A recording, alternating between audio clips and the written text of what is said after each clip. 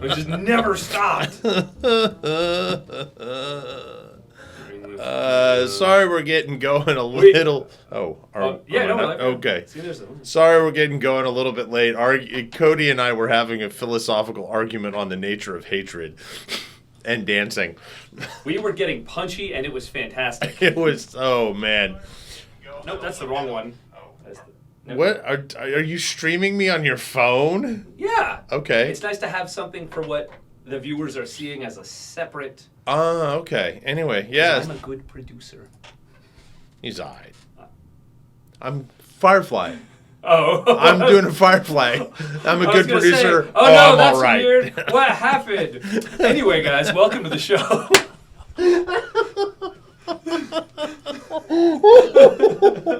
Anyway, no, it was the Firefly reference. You know, I'm a good man. I'm an okay man. I'm all right. Yeah. So, geez, man. I'm a great producer. Anyway, so kind of glad we're getting going on sort of a funny note and just in a good mood. Yeah, how's everybody doing tonight? Feel free to say hello to me in the channel because I'm here in this room with this guy over there who's producing, who's a pretty good producer. And so just let me know what's going on with you guys in the channel. Feel free to pipe up anytime. We're good. So originally this was going to be, the title of this session was going to be Words, Words, Words. And then I had a couple of people, one of my students, and then I had a conversation at a thing that I was at, and then somebody posted on Twitter about a friend of theirs who was using writing for some catharsis stuff, but was worried about it becoming too dark and grim, and so there was a bit of a back and forth in private message where I was like, okay, let me ask some questions about this, because so I decided to switch from talking about dialogue to creativity in general is healing. Because a lot of us creative types, not just writers, but most creative types I know tend to use some of their what they do creatively as a form of catharsis. I knew at Renaissance fairs, I knew a violinist who was fantastic. It was a fantastic violinist who actually had a song that she wrote called "The Catharsis Reel." Nice. I mean, it just like doesn't get much more blatant than that. And okay, I Juggler, Auntie Cleo, Rebecca J. Carlson, and Jenny Elm, maybe? Hello. So we're going to talk about that for a bit tonight, especially because it's largely what I focused on in my thesis for my MFA is writing is healing, the writing my and so little bit of a content warning.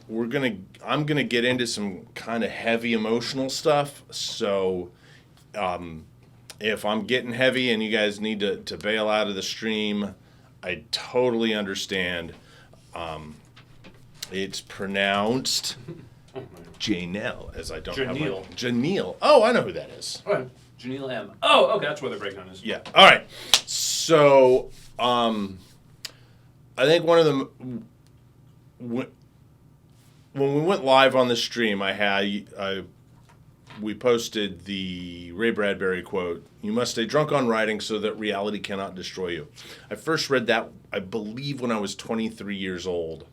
Maybe even a little bit younger, and it kind of just blew my mind, because that was the first time I had ever experienced the sort of consciously experienced using my creativity. And even though back then I didn't think about it, writing as art, it was the first time I thought about using my art to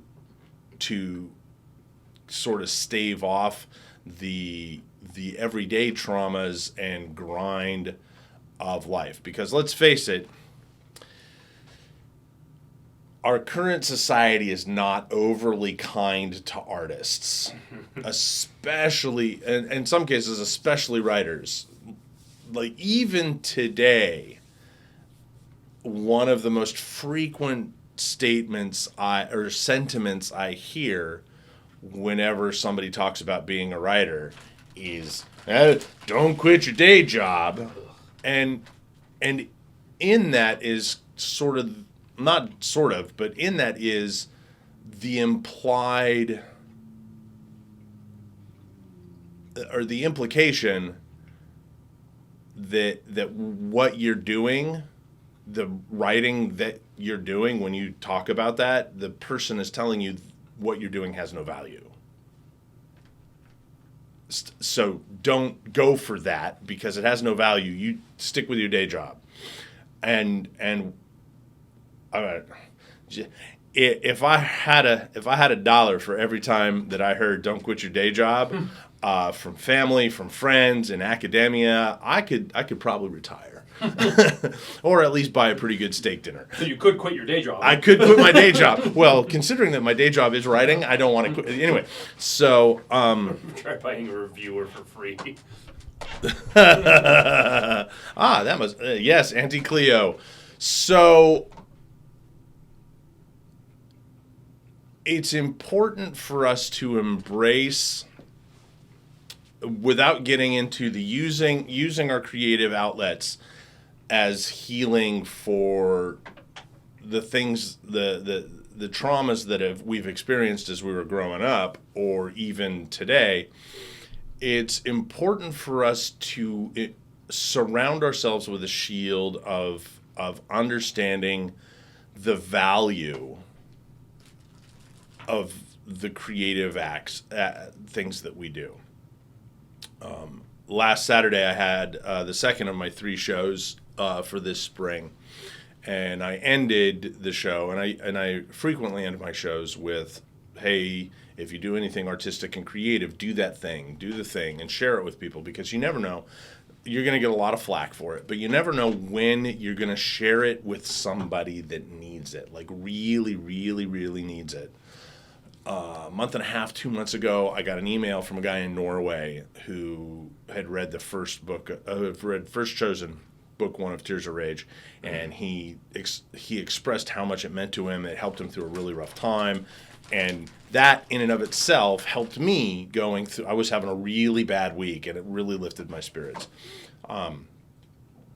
So do the thing. You may never hear about it, because I'm sure that for that guy in Norway,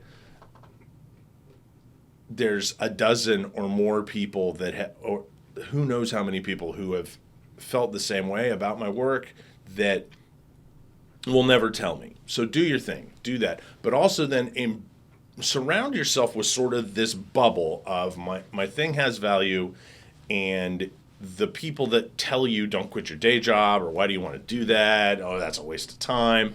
Just don't let that through your bubble shield for your creativity.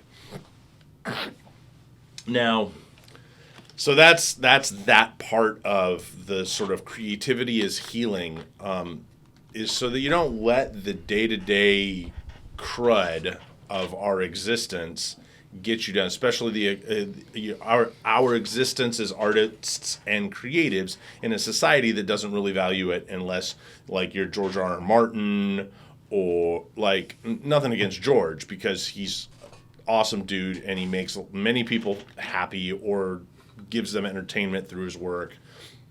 So I think Auntie Cleo said something that is really striking. Okay. It's important to remember we have value, not just our art. That is actually a really that is a yes. Yes. That's all I'm going to say on that one. Perfectly on point.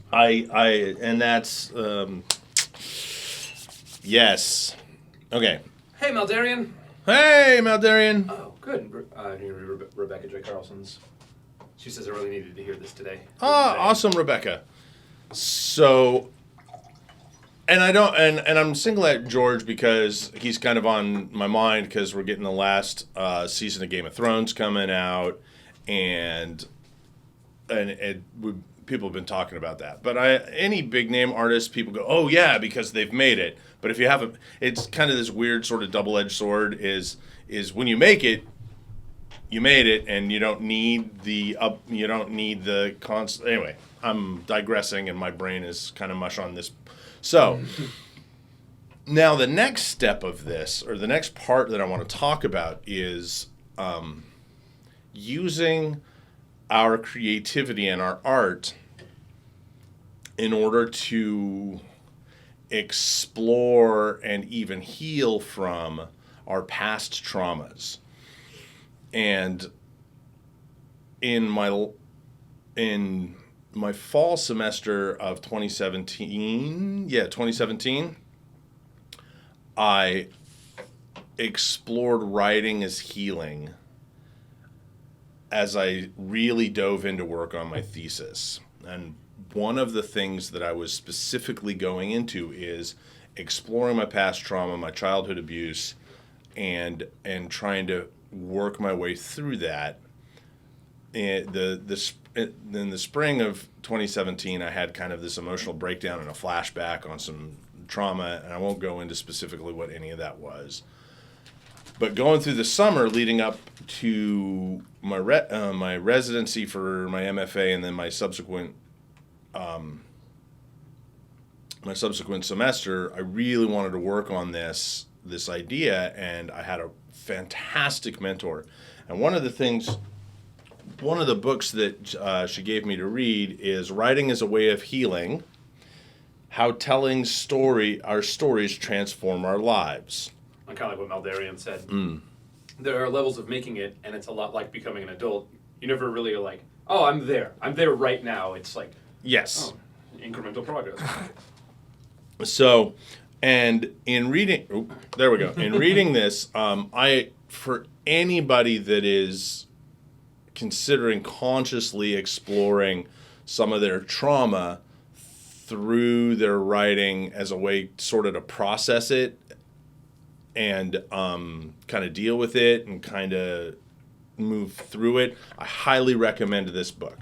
The other thing I recommend is, if you can, while you're doing this, also don't necessarily use this as a replacement for therapy.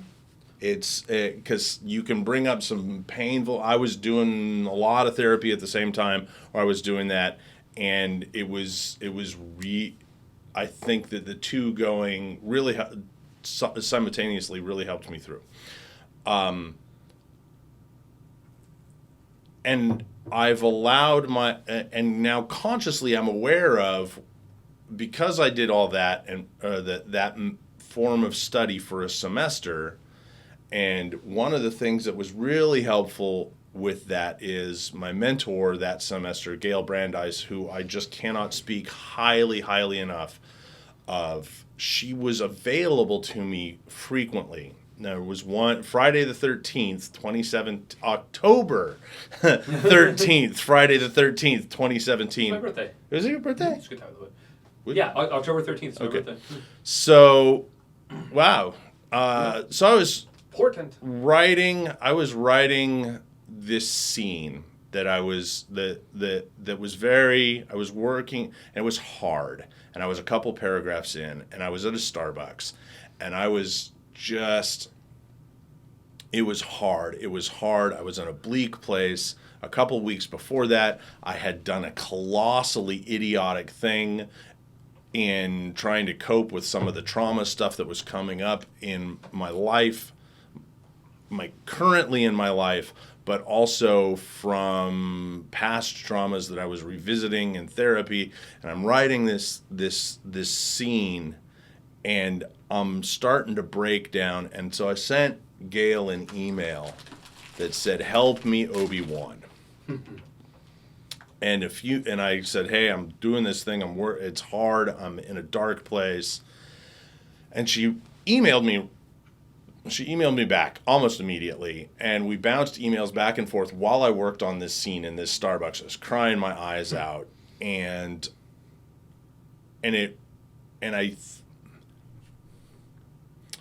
And I'm trying to think about how much I want to share about this on the internet.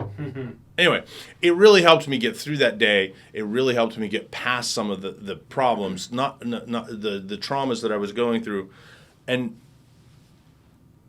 be able to move on from them in a large way. And I think it was sort of this perfect. I was working on this scene sort of that helped me cathartically through the stuff going through my head, but I also had somebody there walking me through it that was there for, like, emotionally there for me.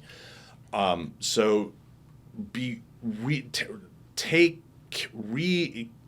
careful when you're doing this, because you can be letting out a lot of garbage from your subconscious in through your art. And going back now, having studied that method of writing and that method of content in my writing, I can go back and look at, oh yeah, that's what I remember that's what I was doing there. Not as deeply as that Friday afternoon. Anyway, so be careful, take care of yourself when you're doing it. That's not to say don't do it.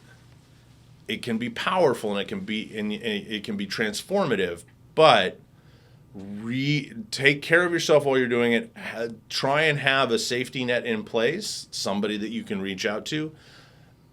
These days, if I start working on something and when I go back to my thesis, I'm absolutely going to, because I'm going to go deeper into that stuff, I'm absolutely going to set up my safety network ahead of time in that, so that I will say, hey, at this time I'm going to be working on this thing, and reach out personally, not like on Facebook. Oh, I'm going to be doing this thing. Can people help me out? No, I'm going to be specifically going, hey, 2 specific people I know, 4 specific scenes that I'm going to be writing, and say, hey, this is going to happen. Can I count on you to be available if I need some moral support? So now here's the cautionary part of this, and I don't think anybody on in my viewership of you guys out there, but since I'm going to put this on my YouTube channel later, I think it's very important for me, and this is something that I've thought about a lot about this, is there, you can have a healthy approach, which is kind of working through what things that have happened or things that are going on in your life in a healthy way and in an unhealthy way. And I had somebody, and when one of the people that talked to me about working through traumas and working through problems and everything like that, without hearing anything about it, they were several of them. One specifically was saying that at what point does it get to be problematic? And here's where it gets to be problematic, is when you're taking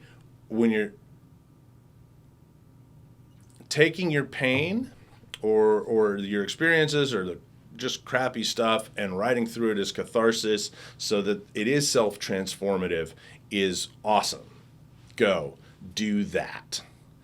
When you get to the point where you are using your art or your creativity as a way to imaginatively punish or harm or torture or lash out at the things that are bugging you or the perceived wrongs from your past, then we're getting into unhealthy territory.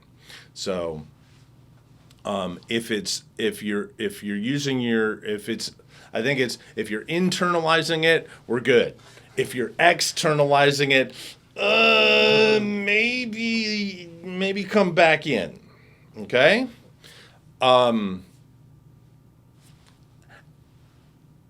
And as I think about certain things that I've done, there's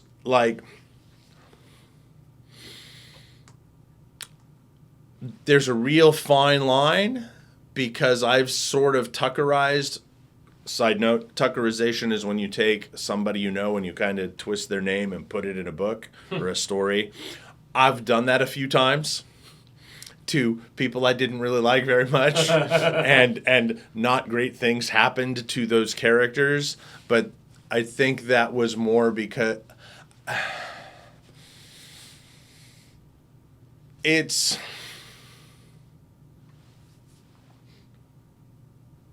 Let me really think about how I want to say this, because I'm treading.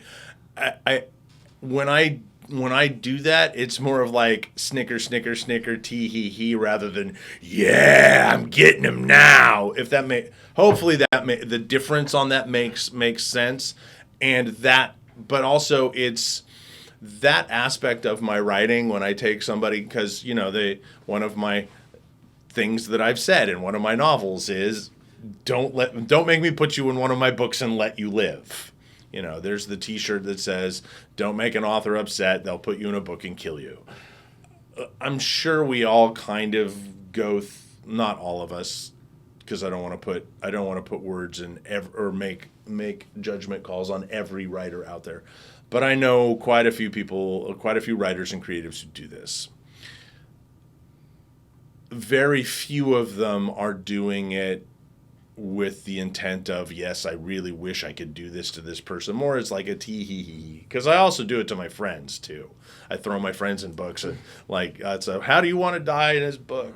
So, in fact, I even in a charity auction, I auctioned off one. The first auction, somebody got to be in a book, and the second auction was does the character based on that person get to live or die? Anyway, so it's, God, there's so, I mean, this could be I could just make this my general thing here on my Twitch channel. I could make this about writing is healing, but I think it's important. For me, I think it's an important thing for us to talk about, because as I said at the beginning, most of us, writers, creatives, I did it when I was a dancer. I absolutely, as a storyteller, my live performances are one of my coping mechanisms. We heal ourselves through our creative process. And almost all of us do, to one extent or another. But it's one of the few, like when I go to conventions and conferences, it's not really talked about that much. Like, really, it's not part of the discussion. Not even on panels or anything like that, but it's not even really talked about in the bar, which is like, why aren't we talking about this at BarCon or whatever, And so I think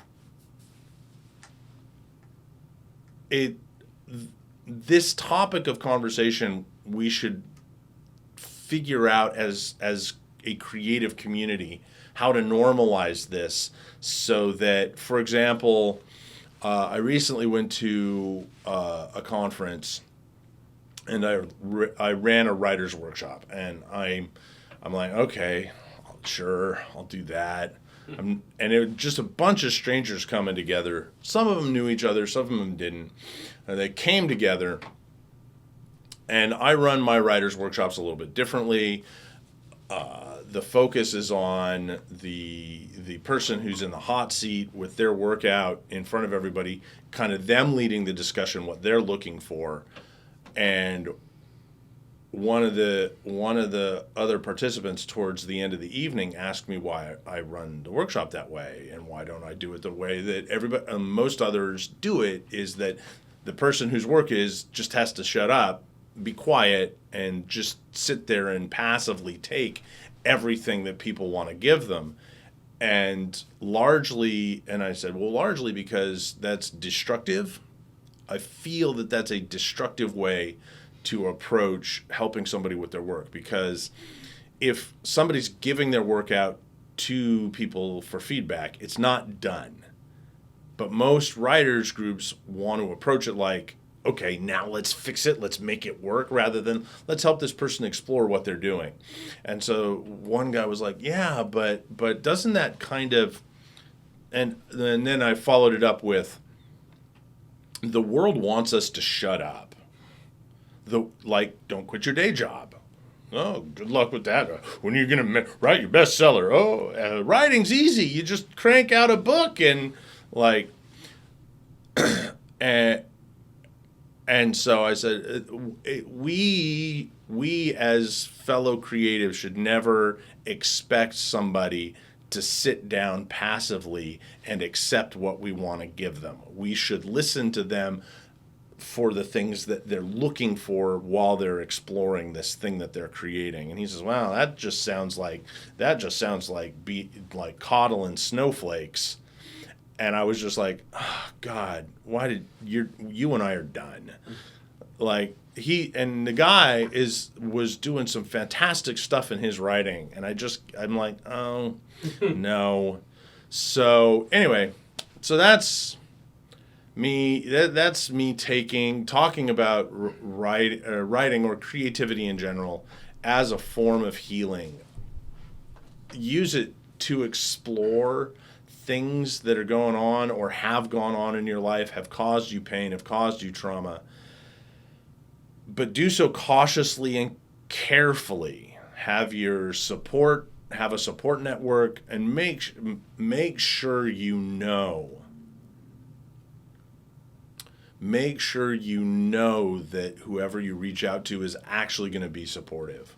I've had people very close to me who I thought were going to be supportive just absolutely shred me and attack me for things that I put in my writing that wasn't done. That it was just like, okay, here's this draft of this thing, and they just laid into me. And one time it took me a couple months to start writing again. So be very careful about that. Maltharian had a question. Yeah. Here we go. Have you talked about what happens with writing once you've made it to the other side of trauma? And then Anticleo chimed in, do not be afraid to ask for help, which is excellent advice. Yeah. So,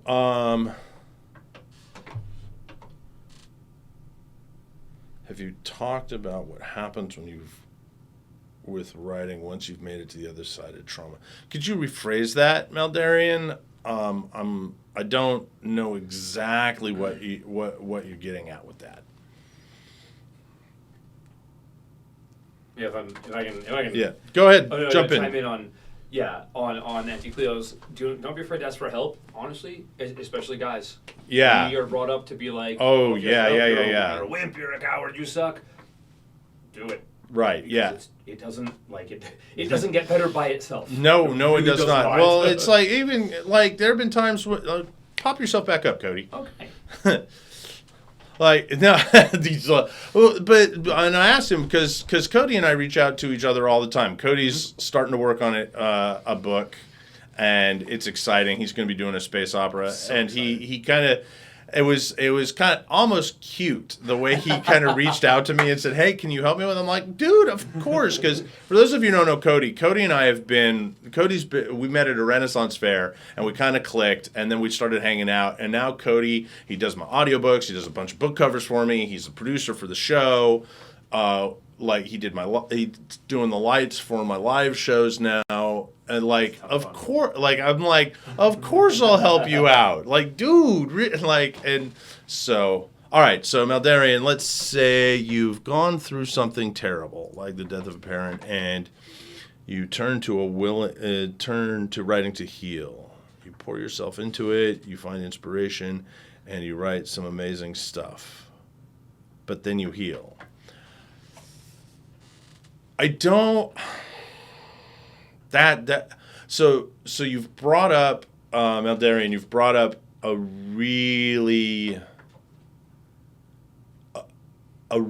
potent point of this discussion, and I don't think.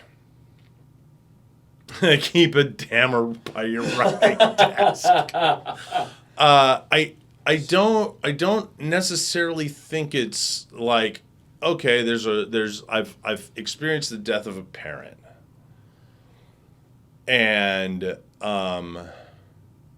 So I'm writing. I'm going to write a thing, and I'm talking about me, or I'm using me. But if a writer experiences trauma, death of a parent, and they write something, and it's great, and it's awesome, and it's really powerful, and I don't know that just doing that once is the thing that's gonna. You're not gonna be fixed or healed after that. Lord knows, I still have a bunch of stuff that I still need to work through from my childhood. That writing.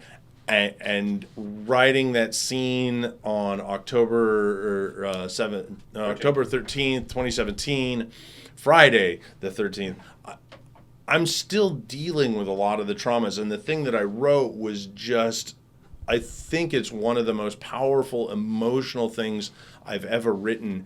And in the midst of it, it went from being like fiction to more like sort of this emotionally charged prose poem, and it helped me process a bunch of the trauma and a bunch of the emotional crap going on in my head about the thing, and certain temptations and urges that I still had, that I'd been using that to work through. Hadn't I still have some of that stuff. So it's not like I wrote the thing and I'm good. It's a journey. I think Auntie Cleo said something which I think might be a little insight, at least from my side of this. She says, isn't it more about getting healthier instead of expecting to be completely healed, which is kind of what we were talking about. Yes. I think if Maldarian, correct me if I'm wrong here, I think what Maldarian is asking about is, how does that affect your writing versus being in the moment of using writing to deal with this trauma, and then you've gotten past this first stage of the writing is the immediate catharsis, and you've written something amazing, and you go back and write something else when the trauma is not so present. How does that affect your writing? If you've written something incredible with this, let me see. I was thinking more along the lines of using the pain for writing, but then no longer having the pain as a source. Okay, yeah. Right. So how is your... Oh, like Hemingway going to Alcoholics Anonymous. Okay, so I'm going to reference Stephen King. And thank you for that final clarification, Meldarian. Going to Stephen King, because Stephen King talks about it in On Writing. He talks about smoking. He talks about his alcohol addiction. He talks about his cocaine addiction, and that he even talks about how he had to slow down from smoking. Like his writing slowed down a lot, but he talks about how in the book, because it's been a while since I've been a while since I've read the book. So actually I'm not going to talk about that. He talks about he talks about having all those things that his addictions and everything, and he was writing into his addictions. He talks about how Annie Wilkes from Misery was a sort of a metaphor in his mind for his addiction to cocaine, and that he was writing for Annie Wilkes, and the cocaine and everything was helping him to get through that. He also talks about sort of the Tommyknockers was his whacked out, coked out brain, talking about how that messes with the mind, and that was while he was under the influences of all those things, how that was the Tommyknockers. They got into your brain and started Tommyknocking around.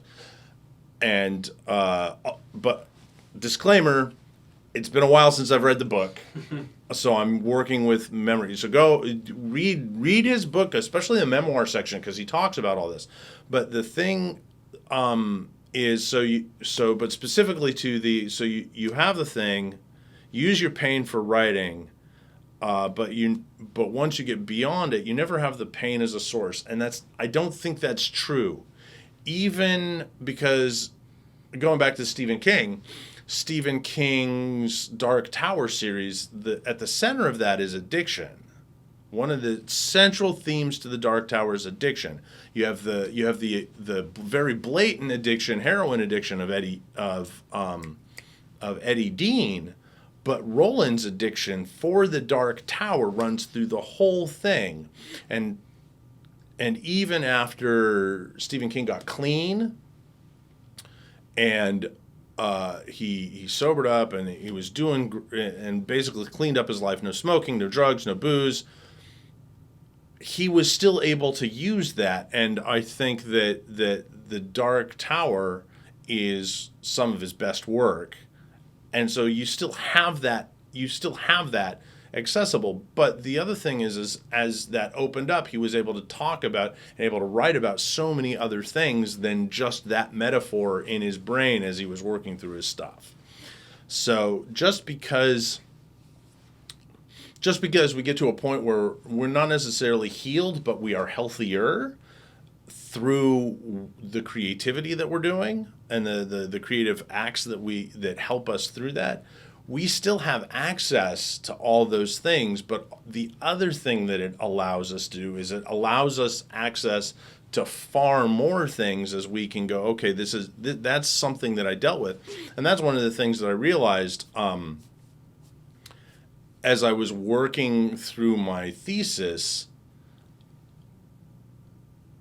All of my main characters came from broken homes. And everything I'd written before, they came from broken homes.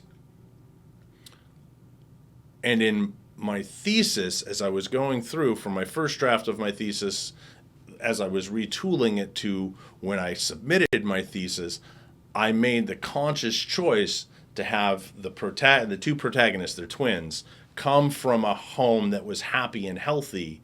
And instead of the inciting incident being something that happened internally within the family, I changed it to be an external incitement that broke that up. And so that became, and I felt better about that, both personally and as in my continuing journey as an artist. So, wow. Oh, ooh. So, and then I'm going to end this. So, hey guys, go out, make your art, make your writing, do awesome things with it, use it to heal yourself. But also, remember, I am not a trained mental health professional. So, I'm speaking largely from my own experience and my own observations. Don't use what I'm telling you as any kind of therapeutic or therapy. Like, I'm just speaking to my experience. This is not a doctor-patient relationship here. So, yeah. Having come up with the other side, yeah. Oh, thank you, Maldarian. I can see us. Exactly. And I can't remember how to. Janelle. That's right. Janelle. I remember Janelle. Yes. All right. So,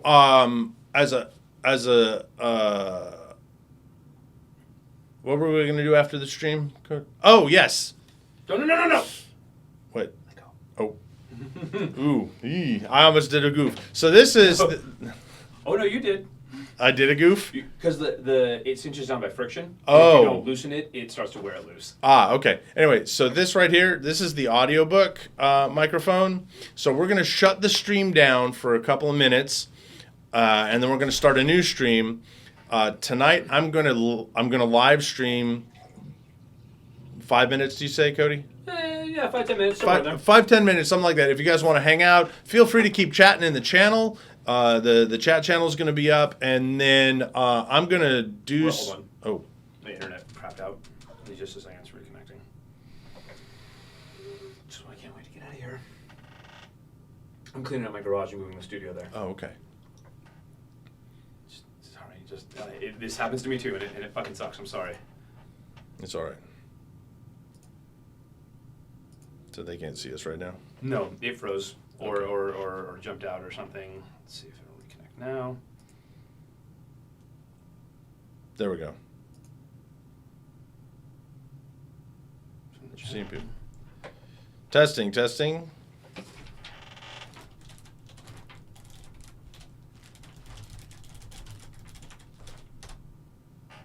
He broke the. There we go. We're back. Okay. So anyway, we're gonna do some technical.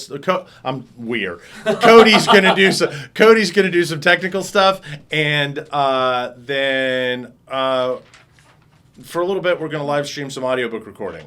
And it'll be fun and silly, and you guys will get to see the magic happen. Magic.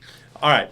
So anyway, before we take off, we're going to be doing the live stream again in 2 weeks, and because of this week, I'm going to kind of rethink what would be going on. What I'm going to do in the future.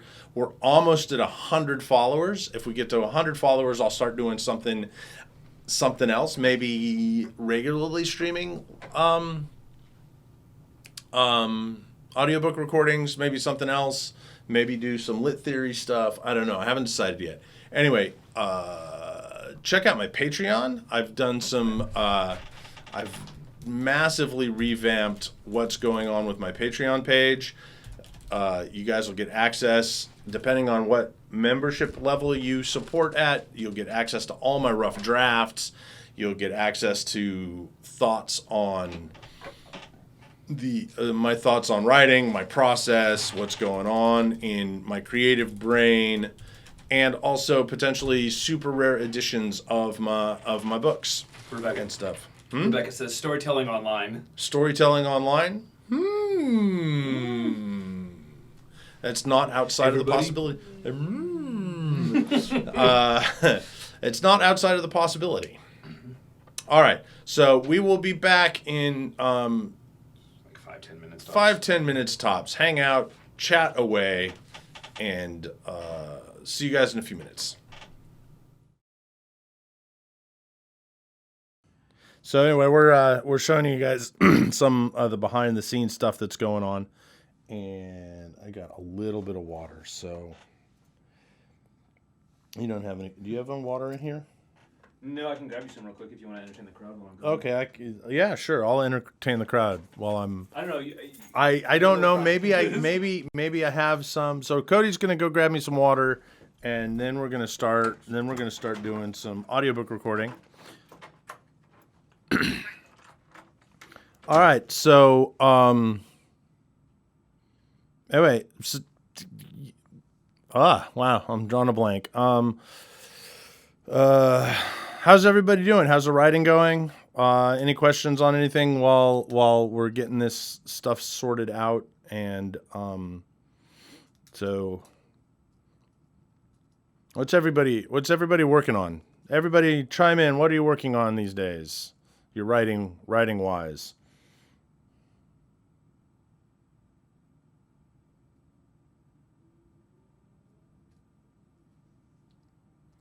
Is that a question for me? The still doing metamodernism?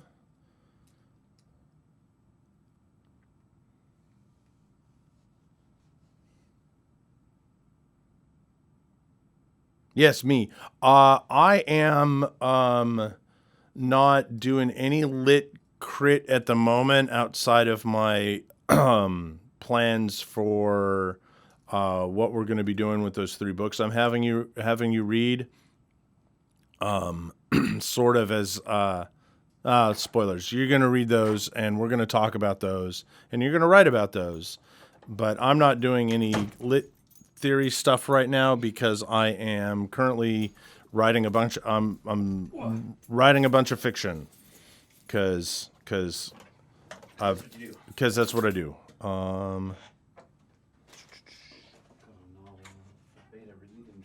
Fifth redraft. Hey, there you go. Awesome. 5th redraft. Well, good luck with that 5th redraft. 6th time is the charm. It's charming 6th. That's what they call it. Is it really? Or are you just making stuff up? I just made that up also. Okay. Again? Yeah.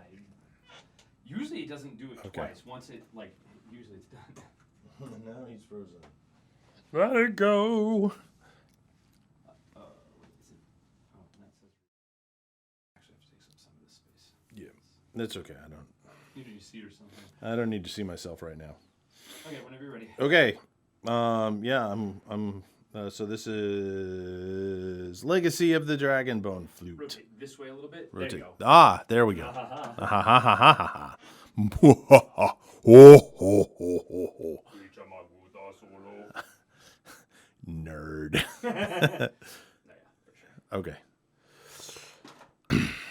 Alrighty. Are we good? We going? Yes, we are going. Yep, go. Okay. 1. We all look back and search for those moments that define ourselves. The moments where we made a choice.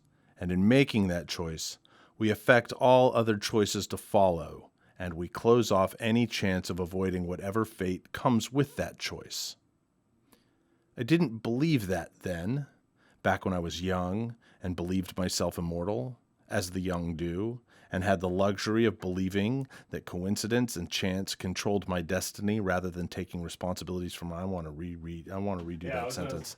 I want to redo that sentence. I didn't believe... So I didn't believe that then. Yeah, you need headphones. Thank you. These to be turning on. I didn't believe that. Oh, audition. I didn't believe that. Okay. No, I don't need headphones because audition wants to play it out of the monitor speakers, so that's fine with me. Oh, God. That's fine. Okay. I didn't believe that then. Yeah, that from there. You ready? Yep. Go. I didn't believe that then, back when I was young and believed myself immortal, as the young do, and had the luxury of believing that coincidence and chance controlled my destiny, rather than taking responsibility for my actions. My name is Killian. I will not give you my family name, for I have family that survives me. While I hope this account finds its way into one of the descendants' hands, my grandmother's journal... While I hope this account finds its way into one of my descendants' hands.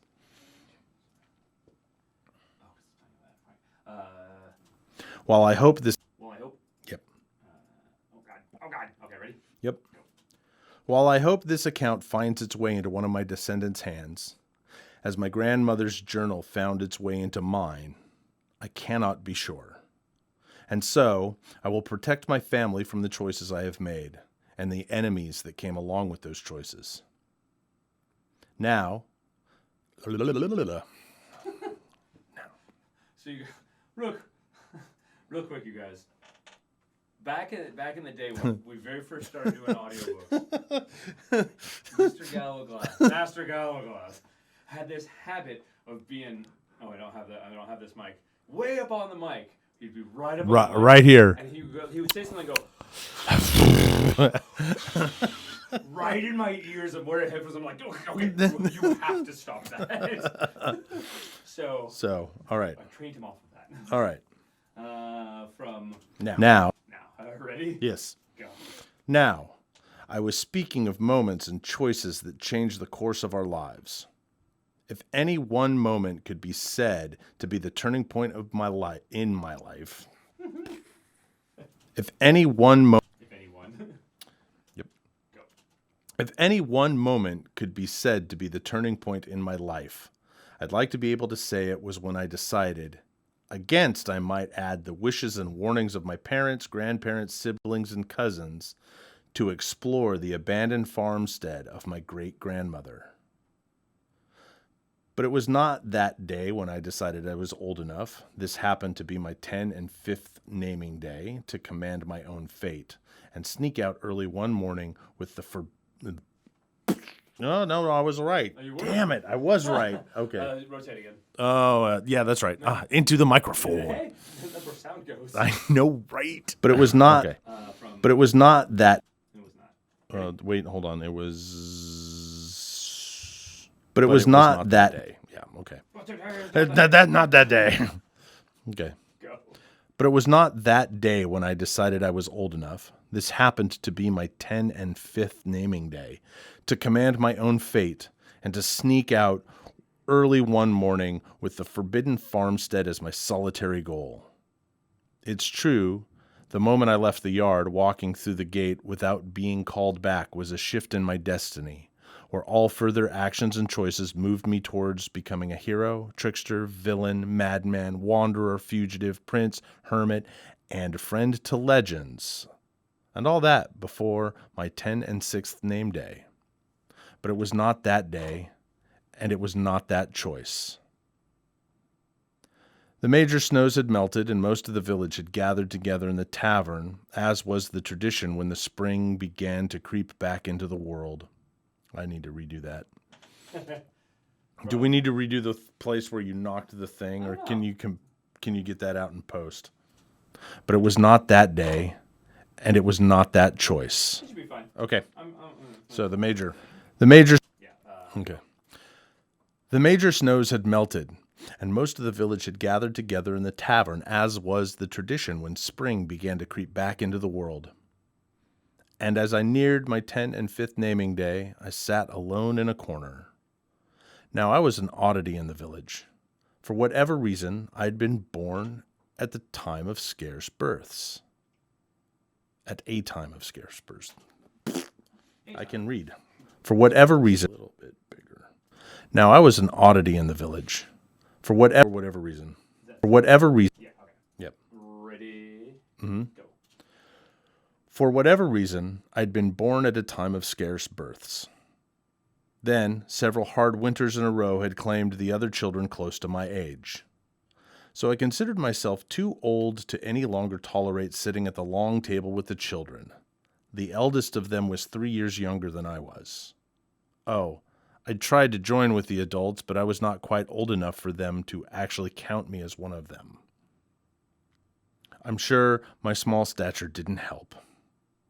Without any peers close to my age, the corner was the place where I hid, mostly so I wouldn't suffer the humiliation of having my small beer taken away and then get herded back to shepherd the other children. Alone and melancholy, trying to take solace in having a tankard of the weakest brew offered in the tavern, it took me a moment to realize someone was standing next to me. I looked up. My Uncle Ian, called Daft Uncle Ian by the village when he wasn't listening, even by those who weren't related to him, looked down at me. "May I sit?" Uncle Ian asked. I scooted over, making room on the bench. It took a bit for him to settle down next to me. He'd injured his leg in a war long past. Most of the village thought that's where he'd gone. Oh, the other thing that we used to do in the first couple of audiobooks is I would go, and then I just restart, and then Cody would go and do it all over instead of like going, no, let's just go back now. And he goes, no, I can't do that anymore. Say, like stopping and restarting the recording saves me so much time in post. It's crazy. All right, so where am I going from again? Most of the village thought that's... Most of the village? Yes. All right, ready? Yes. Go. Most of the village thought that's where he had also gone daft, that he damaged his brain in some cavalry charge that had... in the same. I can read, really. From most of them? Yeah. Go. Most of the village thought that's where he'd also gone daft, that he damaged his brain in the same cavalry charge that had crippled his leg. Once he sat, bad legs stretched out before him. He took a long drink from his mug, stared into the fire, and began to hum. I recognized the tune, The Beggar King. It was one of my favorites. Before he finished even the first Before he finished... All right, ready? Mm-hmm. Go. Before he finished even the first verse, he stopped humming and spoke to me. "We're quite the pair," Uncle Ian said. "They all think us both wandering away from our senses. Don't bother arguing. I know what they say about me. And you, well, you might say that they think you're a bit daft for overstepping yourself and trying to join them before they invite you, as has always been the way of it. He took a sip from his tankard. I took a sip from mine. Here, he said, handing me his drink and taking mine. I'm fool enough to have had one of these, much less starting my... Wait, what? Yeah, hold on. I'm fool enough to have had... Oh, there we go. I was like, that verb tense doesn't Yes. work. All right, where are we going from? I'm fool enough to... I'm full enough. Okay. Ready? Mm-hmm. Go. I'm fool enough to have had one of these, much less be starting on my third. None of this lot will help me home tonight, and I've no need to be stumbling around in the dark trying to remember which home is mine. Just be sure you don't let your parents catch you with that mug of high hill dark. High hill. Who the hell? Catch you. You don't let your parents catch you. Let's go from... Just be sure you don't let your... Ready? Just be sure? Yeah. Okay. Go. Just be sure you don't let your parents catch you with that mug of high hill dark. No, sir, I said. Then I took a drink, a healthy-sized one. The full flavor of it washed over my tongue and settled in my stomach with a weight that was at the same time warm and comforting and nauseating. A few moments later, my head swam. I could definitely grow to like this. You think they won't let you join them because you're still too young, Uncle Ian said. I nodded. Not true. He drank. They're afraid of you. Me? I asked, my voice raising more than it normally would have, even considering my surprise. Nope, something. Let's go from me. This is a whole article considering it. I asked, me? All right. Ready? Yeah. Go. Me? I asked, my voice rising. My voice rising. My voice done raise upwards. Ah! All right, from me? Yeah. Go. Okay. Me? I asked, my voice rising more than it normally would have, even considering my surprise at Uncle Ian's statement. I lowered it to a whisper. Well, why would anybody be afraid of me? You know that song you like so much? He asked. The one you're always playing or singing as you go about your chores and such. The Beggar King? I asked. I had several such, but I was sharp enough, even back then, to see some things right in front of my face. The Beggar King, he replied. It was her favorite song. Whose favorite song? I asked. You remind them of her. Too much you remind them of her. Who her? Ian leaned close to my ear. Her. His breath tickled my ear and neck. His breath stank of beer and stew. I thought for what might have been a few moments. Thinking had suddenly become more difficult in the more difficult articles. No, I guess like... Well, in Irish, the article is implied. All right, fine then. Read it in Irish. Well played, sir. Well played. All right. Thinking had suddenly going to from thinking had suddenly thinking. Yeah. Okay. Ready? Yeah. Go. Thinking had suddenly become a more difficult task than I remembered it being. You have the look of her, Uncle Ian said, more than anyone in the family. Short, wiry, shock of flame on your head that some people call hair. I've heard my parents whisper that you have her... No, that's wrong. I've heard your parents. Her, your, whatever. I've heard my parents whisper that you have her... Come on. I've heard my... Remember that then. I've heard my parents... Shock of flame on your head that some people call hair. Is there something you call hair? What's something you call hair? I've heard. Okay, from there. Yeah. Ready? Wait. Hold on a second. I'm Editing on the fly. Yeah, I know, right?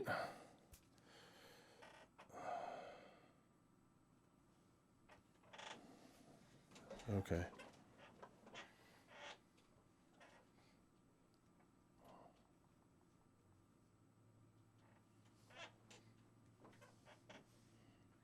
There we go. Okay. Ready? Mm-hmm. Go. I've heard whispers that you have her manner, too. Stubborn, proud, and a flat refusal to let anyone dictate your life for you. Oh. I took another drink of my High Hill Dark, though not as healthy a swallow as my first. That her. Uncle Ian was speaking of my great-grandmother Elizabeth. She and my great-grandfather Francis had come to the village when they were only slightly older than I was. They'd picked a plot of land on the very edge of the village and settled there. Stories about them... Stories about them from that point disagree. Ready? Yeah. Hold on, let me find it again. There we go. Okay. Yeah, okay. Go. Stories about them from that point disagree. One of the most fanciful is the reason most folk think of Uncle Ian as daft Uncle Ian. I saw it happen, you know, he said. I know, I said. You've told me that before. So I have, Uncle Ian said. But I haven't told you everything. Haven't ever told anyone everything. He took another drink. Oh, I took another drink. He did. I did. We drank. We all drank together. He took another drink. From I took another drink? Yep. Ready? Mm-hmm. Go. I took another drink, bracing myself for the story to come. Everyone knew the best thing to do was sit quietly when Ian started on the... Everyone ever told anyone. Everyone... From everyone. Mm-hmm. Go. Everyone knew the best thing to do was to sit quietly when Ian started on this. Let him get on with his tale and pray that it was one of the shorter versions he told. It was shortly after I'd come home from the war. My legs still hurt with stabbing pains all the time back then. Not the simple ache I feel now. I was up late, biting my lips to keep from whimpering and crying so my parents... Biting my lips... Mm-hmm. Go. Biting my lips to keep from whimpering and crying so my parents could sleep. They took care of me, good care of me, and didn't need their crippled son keeping them up at all hours. It was a warm night, so I had my shutters open. I might as well enjoy the summer breeze and the peace that comes with the quiet of the world at sleep. Ian took... Pause it. And then take that out so I can get a drink. Yeah. Ian took... Ooh, this is going to be tricky. You can do it. I believe in you. And then we're reaching a chapter point or something here. No, I'll go to the end of the page. Okay. That easy place, because it doesn't... The end of the page ends with dialogue, and then... and it'll be an easy place to find, to pick up. All right. Ready? Let me go. Ian took... Where am I? Ian took... Yep. Ready? Mm-hmm. Ian took a drink of the small beer he'd taken from me. You've heard this before, Ian said. All about daft Uncle Ian and how he saw dragons that carried Grandmother Elizabeth away. But you've never heard it with that. He pointed to the tankard he'd given me. That's why you're pretending to listen, so you can enjoy that tasty bit of drink. But here's what I've never told anyone. Before the dragons came, I heard music. Flute music. I sat up straight and turned to give Uncle Ian my full attention. This was a new part of the story. Got your attention, did that? He asked. I thought it might. Have you ever wondered why so many of the older folk in the village seem to shy away whenever you pick up that flute you bought from the peddler a few years ago? I shook my head. They fear it. You playing any musical instrument, but most of all a flute. Why? He smiled at me in a way that I'd never seen Uncle Ian smile before. It was the smile that someone gave to someone else who was so sick or injured that they might never recover. A smile while trying to spare the terrible news as long as possible. He reached for the tankard of High Hill Dark. I gave it over without protest. As much as I enjoyed the effect and was growing... As much as I enjoyed the effect... From there? Does that sound good? As much as I... Yep, as much as. Ready? Okay. Go.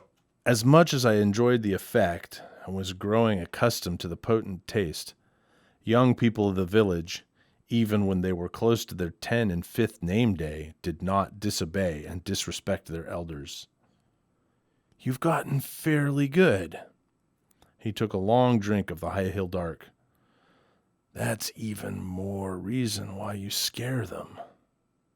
I tried to wait patiently, but he seemed unwilling to continue. I tried to content myself by listening to other conversations, but no one was close enough for me... No one was close enough for meat. For me. But no one was... For me to hear, not for meat here. Although meat here would... Meat here! But no one was close... No one was close. Ready? Mm-hmm. Go. But no one was close enough for me to hear them clearly above the din of the rest of the tavern. I hummed through a complete round of the Beggar King and 2 other songs to quiet myself. After that, I waited for what seemed like forever. I couldn't help but speak up. Uncle Ian, why does my... Shice. Why does my... Uncle Ian... That'll be it. Okay. Ready? Yep. Go. Uncle Ian, why does my flute playing scare them? Cool. Awesome. Awesome. We'll get some more of this done later. Yeah. All right. Anyway, thank you guys for hanging out for some audiobook recording. Hope you had a good time. All, small handful of you who are still sticking around. I need